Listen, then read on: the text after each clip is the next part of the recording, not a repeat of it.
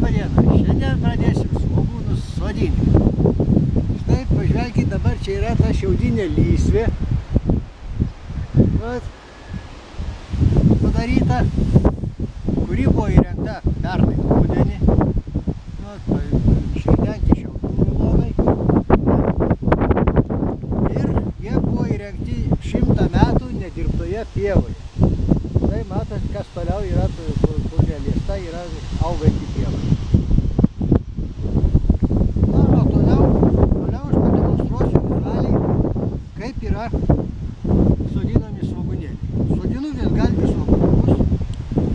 Vat, štai 25 cm nuo krašto, pirmoji vagutė. Štai įrankis, kurio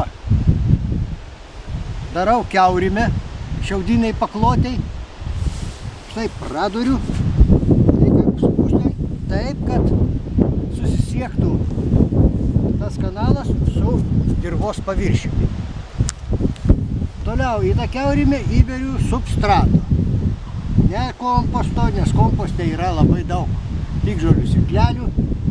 Ir tada jauną svogūniuką, kada pradedi ravėti, jeigu truputį stambesnė piktžolė, susijudina šaknelės, išsikelia ir tas yra nepatogu. Štai va tokiu būdu prikepšu vat tą kiaurimę, imu svogūnėlį, įstatau į tą ir jį kaip reikiant apspaudžiu.